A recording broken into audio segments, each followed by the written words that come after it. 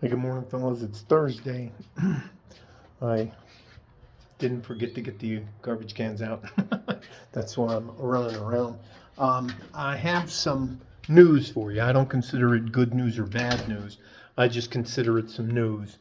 And it is a warning to you as a man if you do not prepare to get old like me.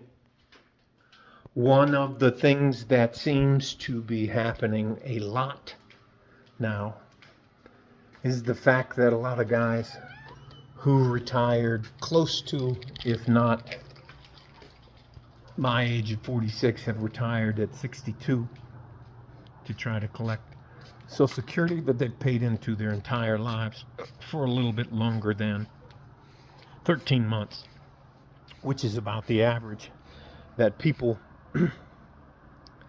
God, this is hard to say, but it's just information, okay? I'm not. It's just information. So I'll show you what's going on up here. Moisture, so there's a little bit of there's a little bit of humidity in the air. There is. I don't know why she is. Anyway, I haven't had a cat before, so. Anyway, show you the backyard. Got the pool all pimped out. I'll be climbing in that bad boy. Let me sit you down and tell you. Uh, I want you to be prepared. I'll show you the moon, if it's actually the moon. I believe if it's. Let me see if I can find it. There it is.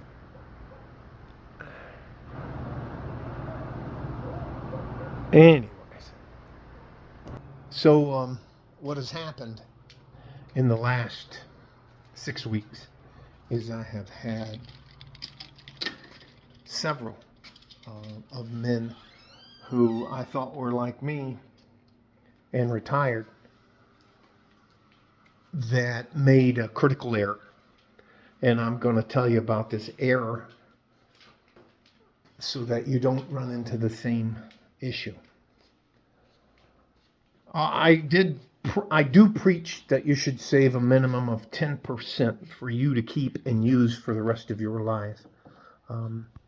But what I should have told you, and what I'm going to tell you now, is that you don't want to get into your late 40s and 50 and have not put a fudge factor. Now, that factor is bluntly inflation. I usually, over the course of 1983,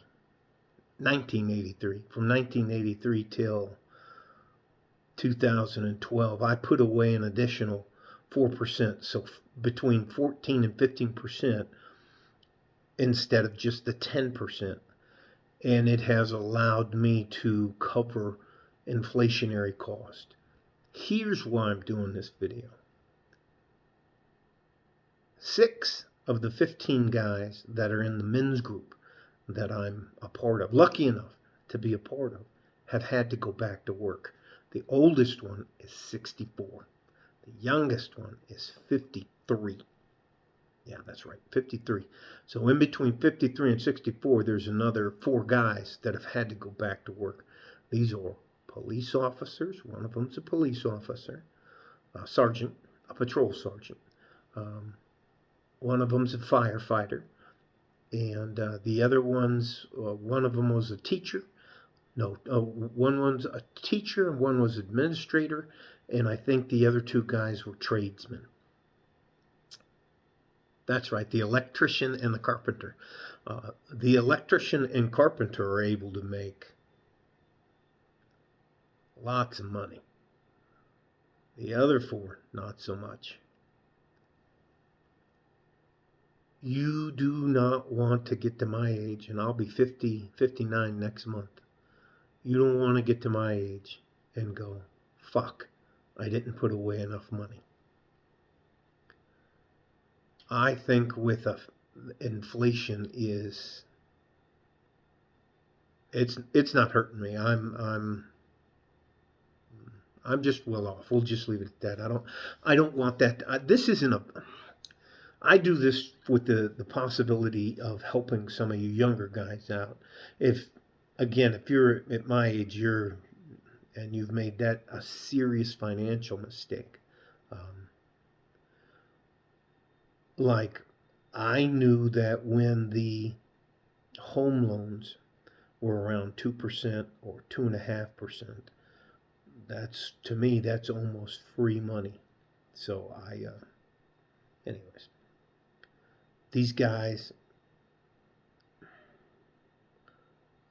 two of them lost their house. The other guys just have to go to work because bills are outpacing the income they had forecasted to retire upon.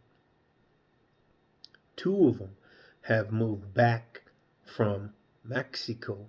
They were running around in Cancun, back up here to El Paso because of safety concerns as well as inflation.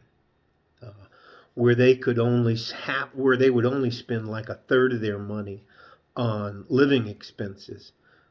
They just can't afford it. And he's one of the guys who had to go back to work. He was an administrator, and anyways, I will say this: saving 10% is not sufficient, in my opinion, anymore. I think at a minimum, you should add another 4%, 14% to try to cover the cost of inflation. And let's hope inflation goes down. But yeah, they looked so disheartened. Now the uh, carpenter and the electrician, they're both master level, and I guess they have certificates and stuff like that. Um, they said they're having a great time because they're getting the hell out of the house. They both are traveling now. They're going around and teaching. They're going to anyways. Those two guys are doing well, and I'm sure, personally, I believe that applies very well to the rest of the trades. Um, but some of the guys that were on what is considered like a social program, like the police retirement, the firefighters retirement, the administrators for local high schools, and that they're struggling, and you would hope that giving a portion of your life to protect and serve the community would pay off later, but at this point in time, it's not paying off. And I was, it was upsetting to me, so I figured I'd share it with you so that you don't make the same mistakes. I think if you seriously wanted to give yourself a bulletproof retirement, I think, now this is going to sound ridiculous, I think 20%. If you don't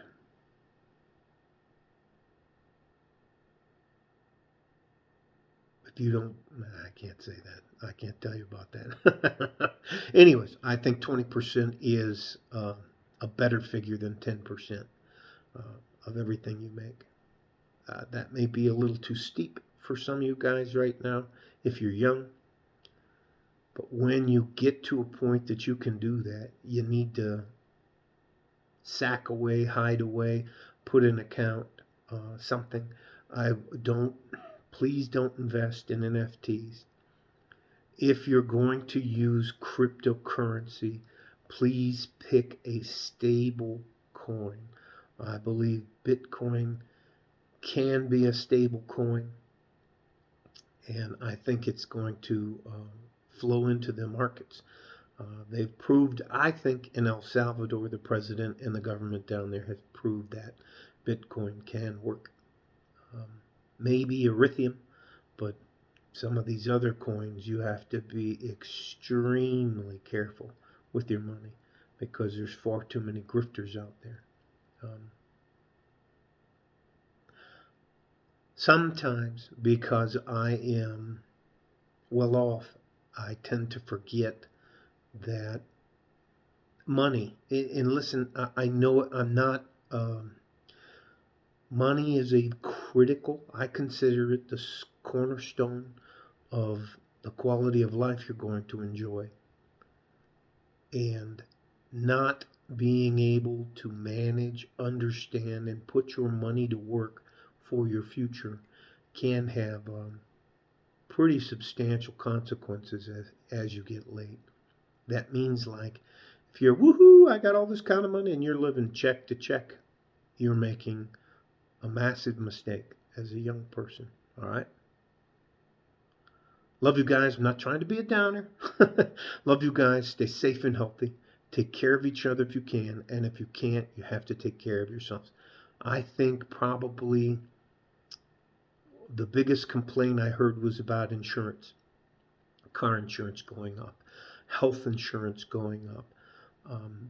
There are things, hidden cost, if you don't realize that cost, that can hurt you really bad. Um, They require you to have some of these products, such as car insurance and home insurance if you're renting or owning. Well, you don't have to have it if you're renting, but I would highly suggest that you do. All right. I don't want to beat this dead horse. I'll try to find something very cheery to talk about the next time, but um, it's just a very stark. These are good, solid men, and I'm not trying to say anything, but I'm going to promote the trades because those guys, I guess a hammer's still a hammer, a drill is still a drill.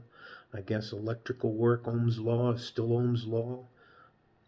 I mean, I'm sure master drivers like the cowboy, the MGTOW cowboy, I'm sure master drivers like him are going to have no problem finding a place to either teach or work. Um, but if you were an administrator, which means you were a manager for a city or a school, your position has already been replaced. All right? The guys are taking, what's the one gentleman doing? The police officer's doing, he works for, I think he works for the retired sergeant, works for Bronson Security now. And he seemed a little disheartened and dejected because he said he thought at 57 he'd never be working again. So again, I'm gonna spend most of Friday trying to give you as much more information on money and how it works, and I'll link you to some other websites that you can look at that I believe are trustworthy, that can help you out. All right, How Money Works is one of them, and The Plain Bagel is another one. All right, love you guys. Stay safe and healthy. Take care of each other if you can, and if you can't, you have to take care of yourselves. The big thing I'll talk to you about on Friday is how do I determine the difference between an asset and a liability, and when does my liability turn into an asset? I'll give you a quick one. No, I'll just wait and give it to you tomorrow. Love you guys. Like a Ford and a G-string, West Texas, El Paso. I'm out of here. Bye-bye.